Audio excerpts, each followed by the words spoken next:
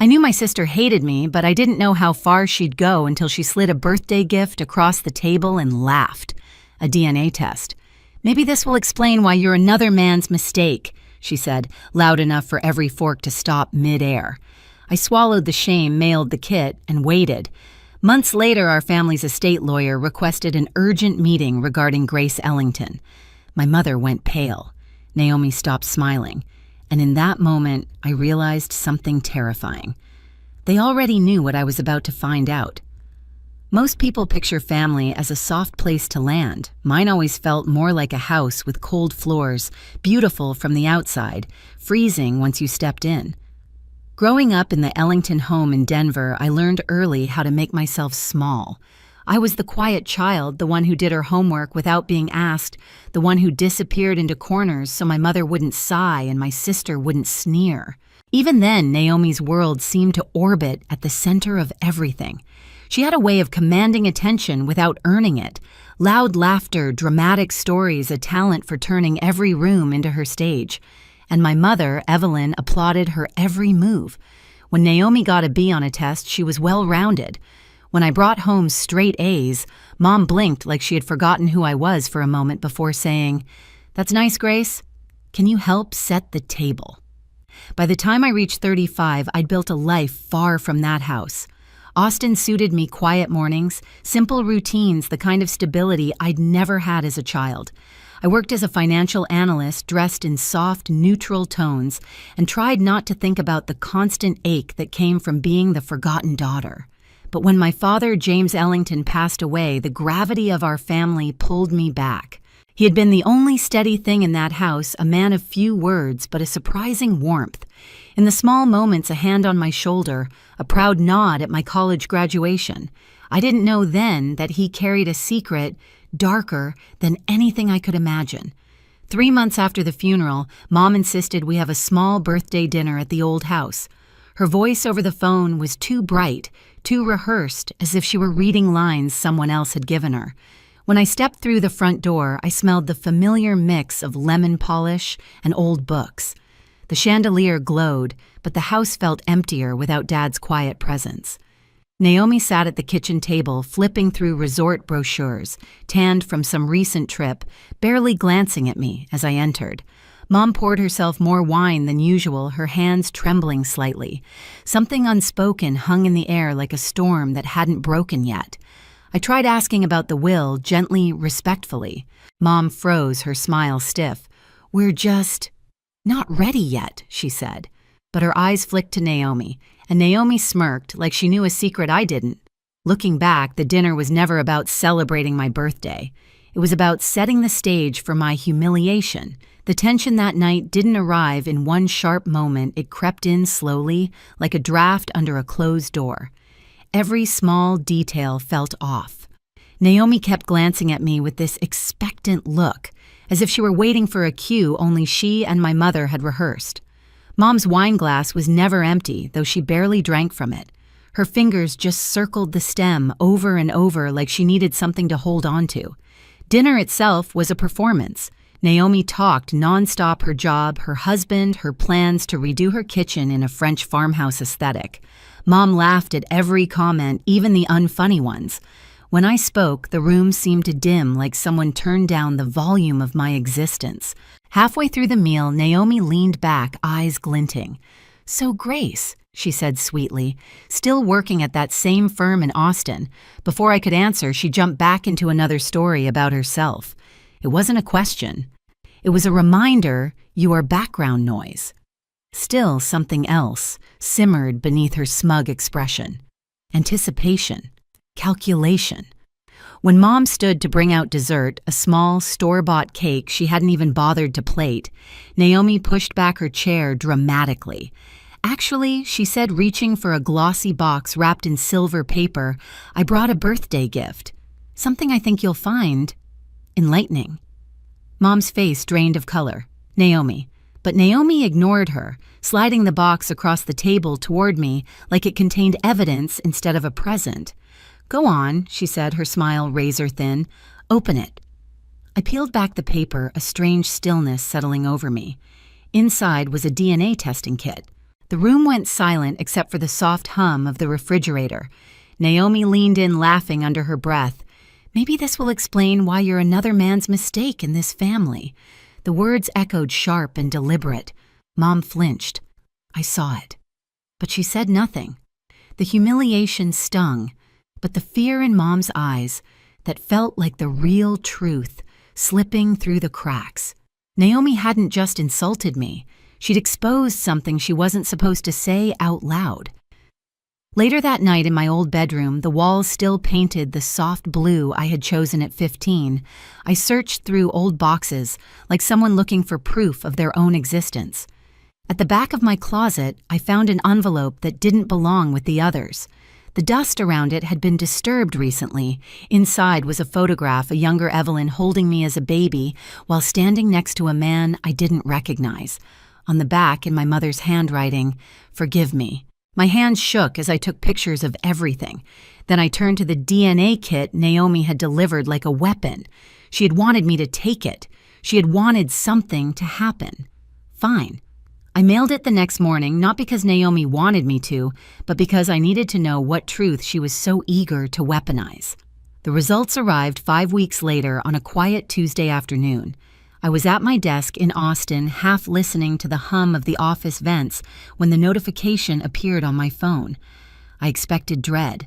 What I didn't expect was clarity, sharp, cold, undeniable. No biological relationship detected with the Ellington family. My breath hitched, but I kept reading. A suggested match to the Hartman lineage. A name I had never spoken, never heard suddenly tied to me by blood. It didn't hurt the way I imagined. It felt like confirmation of something I had always sensed. I was a guest in my own childhood, never a daughter. What shook me more came next. When I sent the results to our family group chat, nothing dramatic, just a screenshot and a simple question. Does anyone want to explain this? My phone buzzed almost instantly. Mom called sobbing.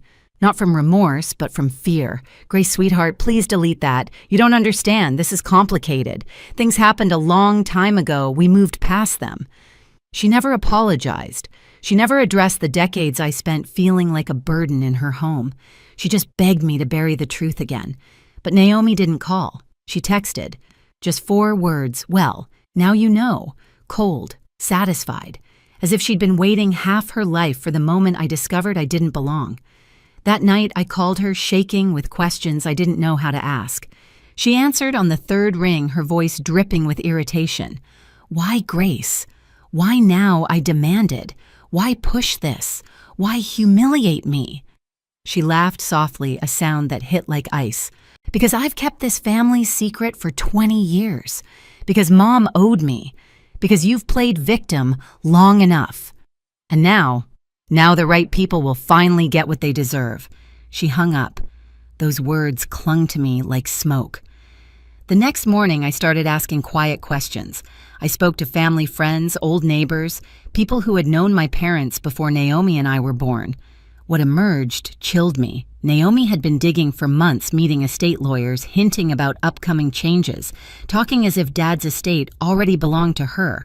I needed help, real help. The kind Dad would have insisted I seek. So I hired an attorney, Sarah Eng, known for her work in complicated inheritance disputes.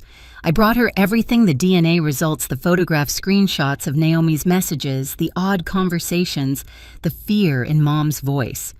Sarah listened, expression still taking notes like she was assembling a puzzle. "Your instincts are right," she said finally. "This isn't just resentment. Someone is building a case to erase you." 3 days later, I got the call that changed everything. Mr. Dalton, our longtime estate lawyer, sounded unusually formal. "Grace, your father left instructions for a will reading under specific circumstances. Those circumstances have now been met. I think you should be prepared for what you're going to hear." Prepared? I doubt anyone could have been. The morning of the will reading, Denver felt colder than I remembered. Not a seasonal cold, but the kind that sinks into bone, the kind that feels like a warning.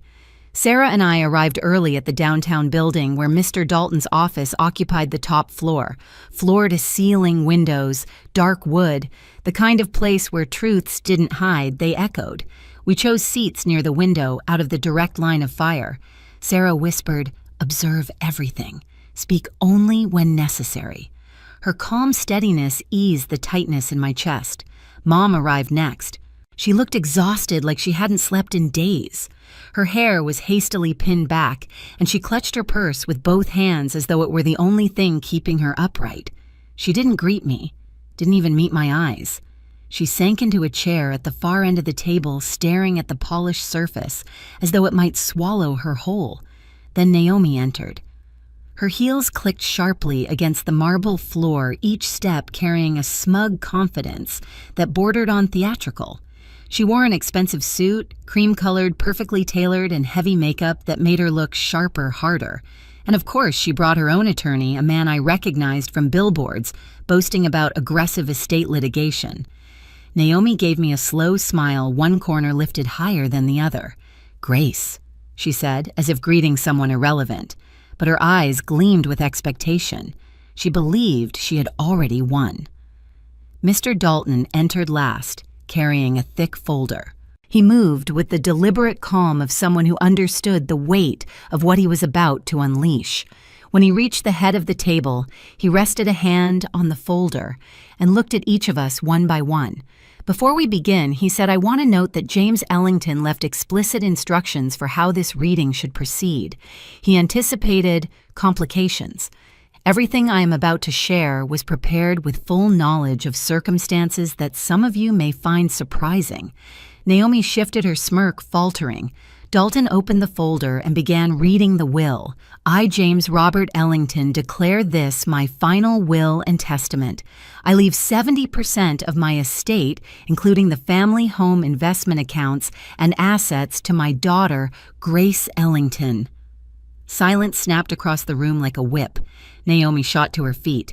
"She is not his daughter," she shouted. "We have DNA proof. She has no legal—" Dalton held up a hand. "Please sit. There is more." Reluctantly, she did, though her jaw clenched so tightly I thought she might crack a tooth. Dalton continued reading. "I have known since Grace was 2 years old that she is not my biological child. I chose to raise her anyway. I choose to leave her my legacy because she alone has proven worthy of it. This decision requires no further validation." Naomi's complexion drained to a pasty gray. Mom closed her eyes, pain tightening her features. But Dalton wasn't finished. 8 months before his death, Mr. Ellington hired a private investigator to document any attempts to manipulate or interfere with his estate. The investigator gathered substantial evidence. He placed a stack of documents on the table: payments, withdrawals, bills, and meeting logs demonstrating Naomi Ellington's efforts to pressure her father into altering his will, including unauthorized withdrawals totaling $50,000 during his illness. Naomi's attorney stiffened. "We weren't informed Dalton cut him off. You were not required to be." Additionally, the investigation documented consultations with 3 estate lawyers, conversations about upcoming changes to the family inheritance, and the purchase of a DNA test mailed to Naomi's home address and gift-wrapped. Naomi's eyes widened. "That's ridiculous," she said, voice shaking. "That was a joke." Dalton set down the final document, a handwritten note in my father's unmistakable script. "Mr. Ellington requested that I read this aloud." He unfolded the page. "Naomi, I know what you've been planning. I watched you try to manipulate your mother. I hoped you would choose differently. These consequences are your own doing." A sound escaped Naomi's throat, part gasp, part growl. Her attorney leaned toward her. "Do not contest this," he whispered harshly. "There's a no contest clause. You will lose everything." But Naomi was spiraling. "This is fraud," she spat. "Grace manipulated him. She tricked a dying man." Sarah stood. Her voice was quiet but powerful. "The will explicitly acknowledges Grace's parentage and documents Mr. Ellington's reasoning. Any contest would be frivolous and trigger the no contest clause, including repayment of outstanding loans, approximately $200,000. Naomi's face twisted. "That's not a loan. He gave me that money." "Not according to the estate records," Dalton replied calmly. Mom finally spoke, her voice a fragile whisper. "Naomi, stop." But Naomi couldn't. Years of entitlement, bitterness, and fear collided all at once. "This should be mine," she hissed. All of it. I'm the real daughter. I'm the one who stayed. I stood slowly, my voice steady. You didn't stay, Naomi. You controlled. You threatened. You built your life on secrets you never earned. She turned toward me, wild-eyed. You don't deserve, Grace, Dalton said gently. There is something else your father left. He opened a smaller envelope addressed to me. Inside was a short letter. Grace, you spent your life believing you were invisible. You were not. I saw your strength, your kindness, your integrity. You were my daughter not by blood, but by choice, and I leave you my legacy with absolute certainty that you will honor it. My vision blurred. When I looked up, Naomi finally understood. This wasn't my victory. It was her defeat crafted by the man she underestimated most. The legal fallout came faster than anyone expected. Naomi's attorney withdrew the next morning, leaving her scrambling for someone willing to take a case that was already collapsing under its own weight. When she attempted to contest the will anyway, the judge dismissed it within minutes. The no contest clause was airtight, the evidence overwhelming. Her inheritance vanished. The loan she'd taken from Dad, $200,000, converted into personal debt owed back to the estate. And the $50,000 in unauthorized withdrawals, she was given 1 year to repay it or face further legal action. For the first time in my life, Naomi looked small. Not humbled, just cornered by the consequences she'd always managed to outrun. Mom came to see me a week later. She sat on my Austin apartment couch, hands folded, eyes red-rimmed. She told me everything the truth about my biological father, the agreement made decades ago, the guilt she carried but never confronted. I listened, but I didn't reach for her. Some wounds required distance, not closeness. I want to make things right, she whispered. I believe you, I said. But making things right starts with letting me live without carrying your secrets. In the months that followed, I stepped back from Denver entirely. I managed the estate with Sarah's help, settled accounts, and chose quietly, deliberately, the life I wanted next. It was the first time I made a choice without asking who it might disappoint. I left Denver behind and built a quieter life in Oregon where the lies couldn't reach me anymore. Some endings aren't loud. They're choosing peace over pain. And if you've ever been the overlooked one, know this: you deserve better than the people who failed to see you. Share your story below and subscribe for the next one.